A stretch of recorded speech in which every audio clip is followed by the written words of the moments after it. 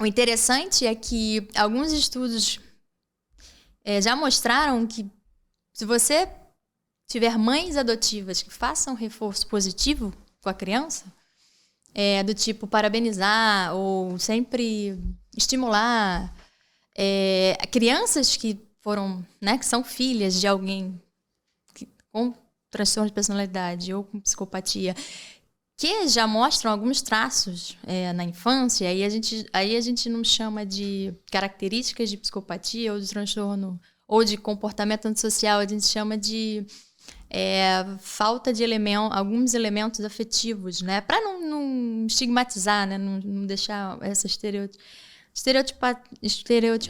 enfim, entendi. Não sair em cima da criança. Então, falta de empatia, falta de remorso, um pouco de despreocupação. Então, aí isso se pode observar já na infância.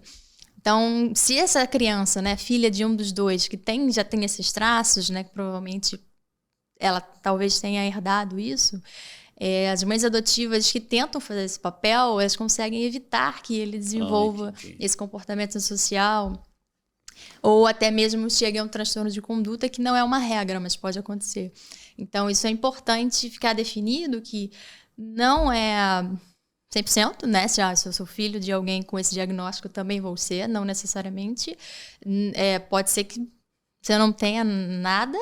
E se você tiver, quando for criança, né, se psiquiatra, alguma coisa, fizer esse tipo de avaliação desses traços, que eles chamam traços insensíveis, né, para população menor de idade, é uma coisa reversível. Então, o ambiente modula muito isso, né? Perfeito. Onde você está inserido. E aí vem o ponto dos maus tratos, né? Se uma mãe adotiva que vem com todo esse papel, ela consegue completamente moldar a diferença, o rumo que vai ter, né, na construção do desenvolvimento de comportamento da criança, os maus tratos vão fazer a mesma coisa. Perfeito. Principalmente se você tiver uma base genética. Exatamente. Né, propensa.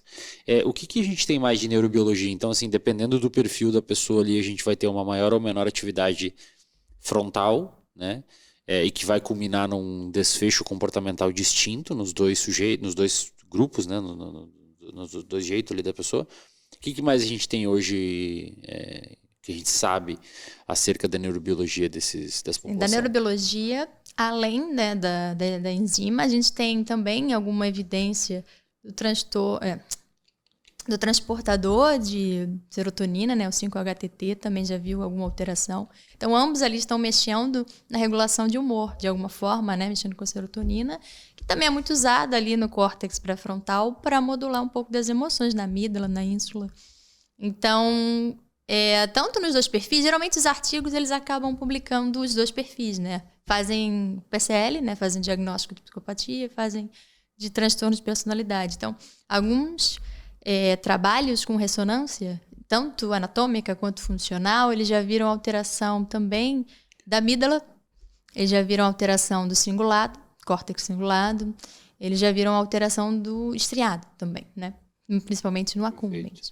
Então, dentro da neurobiologia, tem alguns trabalhos muito legais com a empatia, né? Mostrando alguma alteração da empatia dentro dessa população. Tem os trabalhos da Tanja Singer, né, que é uma neurocientista alemã, e ela mostrou isso sobre, por exemplo, peraí que agora eu...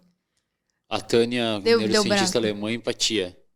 Não, os trabalhos dela são principalmente com empatia, e aí ela mostrou trabalho de empatia, por exemplo, qual é a região envolvida na empatia, né? E aí ela fez alguns experimentos com ressonância, e aí ela colocava, por exemplo, um casal, ou alguém com alguma relação afetiva, e aí essa pessoa, por exemplo, ela recebia alguns choques na mão, então ela via que tinha uma estimulação ali do córtex cingulado, da ínsula.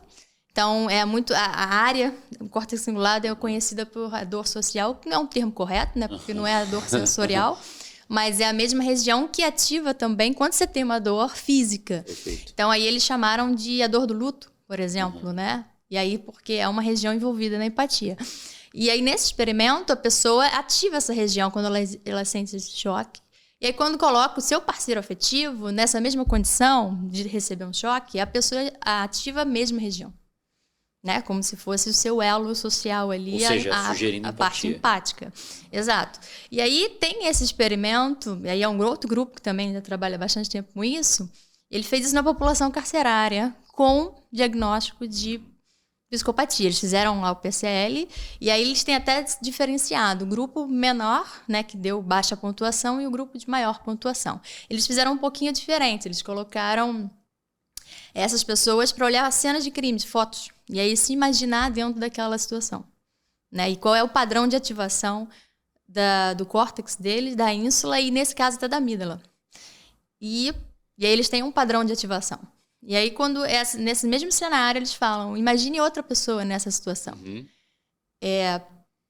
A ativação é completamente diferente. Então, assim, eles não têm... Imaginar pessoas em sofrimento ou em dor, por exemplo, para esse tipo de população, não evoca empatia. Então, isso daí que vem a parte... Assim, é uma característica importante dentro da população e até explica, de certo ponto, por que eles se comportam da forma que se comportam, né? Tipo, a transgressão, roubo... Enfim, para aquela parte que decidiu infringir a lei. Não necessariamente são todos, mas você consegue entender o porquê que... Eles fazem certas coisas sem algum tipo de trava, né? Porque tem esse comprometimento na empatia. E aí, nesse caso, a empatia emocional, afetiva, e também tem na questão da empatia cognitiva, né? Que é a teoria da mente. Então... aproveitando só para fazer minha pergunta, acho que vai no que você vai responder. Porque assim, você tem empatia social, emocional... Obviamente, é um substrato importante para você conseguir desenvolver algum senso de moral. Exatamente. Porque, obviamente, eu não posso fazer tal coisa se isso vai me machucar, a pessoa dói em mim também. Então, de certa forma, ajuda a construir o que a gente entende na sociedade como moral. Que na filosofia, se tiver algum filósofo aí assistindo, é meio que inverso, né? O que a gente chama de moral no senso comum, acho que na filosofia, na verdade, é ética. E o que a gente chama de ética na filosofia, acho que é moral. Me corrigir se eu estiver errado, mas vamos usar o termo moral. Essa galera, pelo fato de não ter empatia, ou alguns não terem empatia, vamos usar o caso da população carcerária ali que você viu no estudo.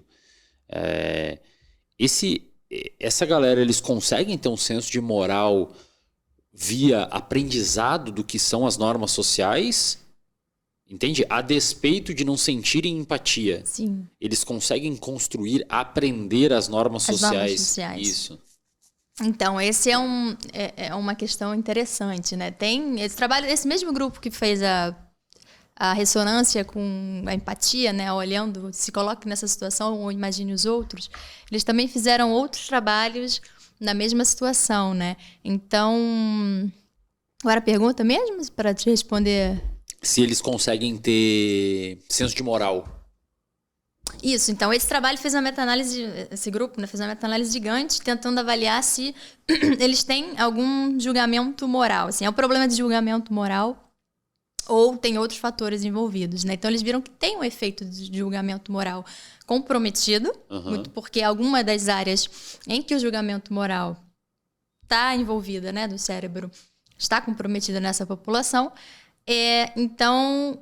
Mas não apenas isso, né? Então, eles viram que existe algum comprometimento em aprender as regras. Entendi. Como eles chamam de internalizar alguma regra moral. Aí a gente tem que... o julgamento moral é uma capacidade que a gente tem inata, né? Agora, o que é certo e errado a gente aprende ao longo da vida, que é o senso moral. Então, isso depende muito do ambiente, da cultura, da criação que você tem, das regras daquela sociedade que você está. Comer carne no final de semana no Mato Grosso é uma coisa, na Índia é outra, né? Exatamente. Então, isso depende do contexto que você está.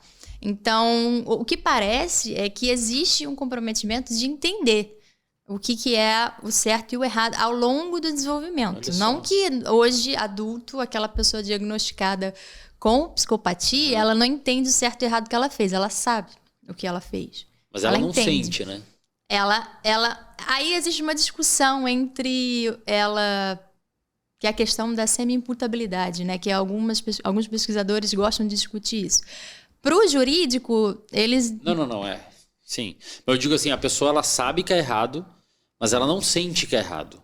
Porque são coisas distintas, concorda? Isso, Sim. inclusive, levanta aqueles estudos que o Damasio fez por muitos anos, né? Sim. Existem algumas partes do córtex pré-frontal que o Damasio chamava de porta das emoções pro pré-frontal, principalmente o ventromedial. Isso. Inclusive, alguns pesquisadores acham que deveria ser do sistema límbico, de tanto que tem conexões ali. Exato. E parece que se você não tem aquela região ou tem lesão daquela região, os marcadores somáticos do Damasio, que são alterações fisiológicas, aquele aperto no estômago, aquele negócio de borboleta no negócio, aquele calafrio, ele não entra, digamos assim, você não consegue... A pessoa eventualmente sabe que é errada, mas ela não sente que está errada. Que tá errado.